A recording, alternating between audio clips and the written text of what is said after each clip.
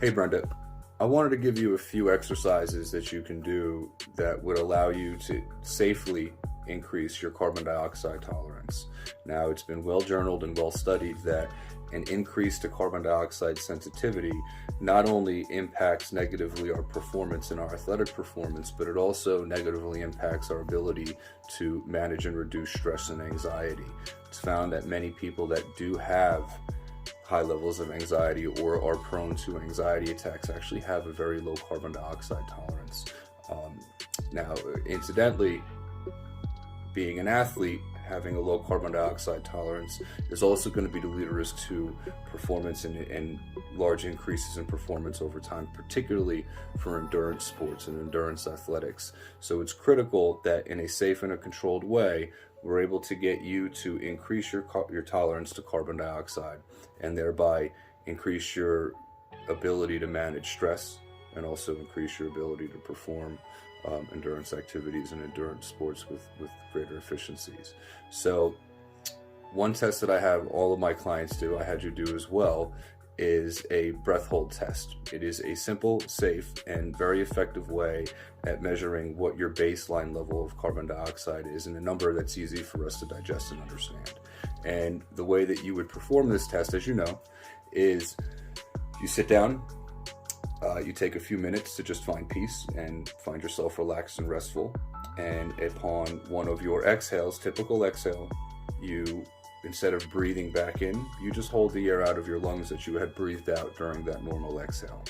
And you start a stopwatch and you time how long it's taken you to go from the instant where you held your breath to find a level of moderate air hunger, moderate discomfort, and then go ahead and you breathe normally. You record that time, and that serves as a baseline, and we hope to build on that baseline as time goes on and retest every single month to ensure that the breathing exercises that you're doing are frequent enough and that they are serving their purpose, which would be obviously increasing carbon dioxide tolerance.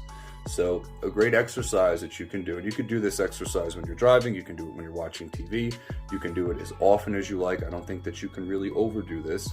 You could do it while you're standing online, walking from A to B, take it up a level to a more advanced stage, and you can do breath holding techniques while you're exercising and while you're running. That's a conversation for another day. Right now, we need to get you up off of the bottom. Okay, your initial score for breath hold was relatively low, and I think that that can certainly contribute to some of the things that you had mentioned to me in previous conversations. So, breath holding. All right, this is novice. This is for beginners.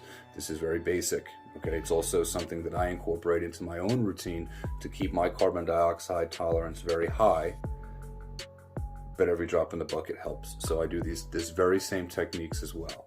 So what I want you to do is find yourself paying attention to your breathing pattern. Okay, if you could imagine your lungs being a balloon, try to focus on that on your mind, in your mind's eye, and determine, are you deflating that balloon completely when you're breathing normally? Is that balloon half full when you're breathing normally? Okay, how much air is in that balloon and how much air are you moving in and out of it during a normal breath? Turn your gaze inwards, pay attention to that. And then what I want you to do is, upon an exhale, I want you to hold that air out of your lungs and pause.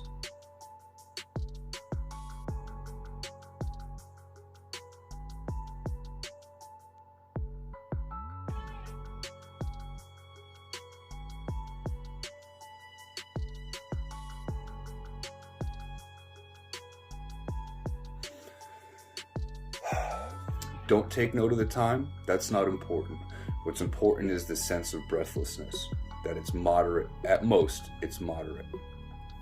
It'll only take you a breath or two to regain your level, your normal oxygen levels, your normal CO2 levels, and have you feel as though you're no longer out of breath and no longer suffering from the consequences of having short breath.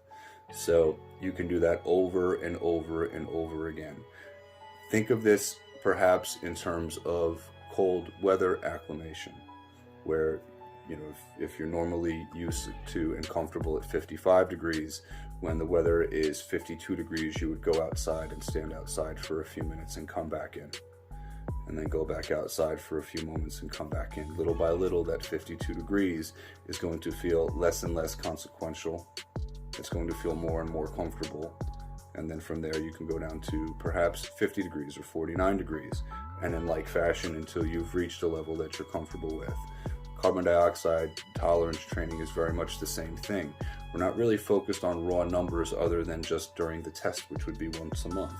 We're just focused on ensuring that we hold our breath out until we feel a sense of breathlessness. We challenge that sense of breathlessness from the point that it goes from very light to reasonably moderate, and then we let it go. As you get more comfortable with practicing that technique, you can hold it for longer and longer periods and go deeper and deeper into a more uncomfortable breath hold for a longer period of time. It's important to note, and if you had a blood oximeter, a pulse oximeter, you'd be able to confirm this. It's important to note that your blood oxygen isn't changing at all during this time. Your blood oxygen is still well within a normal range, and if it drops a point, I would even be surprised. So we're not affecting blood oxygen here. You've got plenty to go around, particularly for the handful of seconds that you're going to practice this exercise. It's a carbon dioxide tolerance that we're really trying to get you acclimated for. Our impulse to breathe isn't because of low oxygen. Our impulse to breathe is actually because of a higher level, a relatively high level, an uncomfortable level of carbon dioxide in your blood. The brain is saying the carbon dioxide is beginning to accumulate to a level that I'm uncomfortable with. You need to breathe. And we can prove this. As a matter of fact, while you're practicing one of those breath hold exercises, and you do hold it for long enough that it feels uncomfortable, notice, is your impulse, as soon as you breathe, is your impulse to breathe in sharply, or is your impulse to breathe out sharply, immediately followed by an inhale? You'll find that it's the latter. You'll find that it's your body attempting to expel the carbon dioxide. That's where it finds the problem is. It's not because you've got too low blood oxygen. If that were the case, your inhale would be sharp and immediate. But in fact, it's the exhale that's sharp and immediate. So practice that breath holding technique. The more the better. I would say if you can practice that 10 times a day, it doesn't take more than a minute. There's plenty of interstitial moments throughout your day where you're hanging around and certainly available to be able to do that. We can do it while we're making ourselves lunch. We can do it while we're going and walking out and getting our mail. We can do it while we're watching TV. The more frequently, the better. Let's get you more comfortable with relatively higher levels of carbon dioxide in your blood. And you'll find that at a certain point, it'll be harder and harder for you to feel anxious. It'll be harder and harder for you to feel as though you're overstressed or perhaps approaching the conditions of an anxiety attack. And you'll also notice that when I prescribe the nose breathing, exclusive nose breathing during your runs and during your endurance activities, that it's going to be much, much easier to manage breathing in through your nose and out through your nose when you've got a better tolerance to carbon dioxide. So give that exercise a shot frequently. Whenever the thought pops into your head, all you have to do is on that next exhale, just hold it out until you feel uncomfortable. 5 seconds, 10 seconds, 20 seconds, and then breathe normally. 2 or 3 breaths will get you right back to normal. Wait a few moments if you'd like, and then try it again. But I would say a minimum of 10 times a day. The more the better, but let's be reasonable, okay? Give those things a shot. I'm really interested to know that those things have worked for you. As always, if you have any questions, please feel free, reach out. I'm always happy to talk. All right, enjoy your day. Good luck. Take care.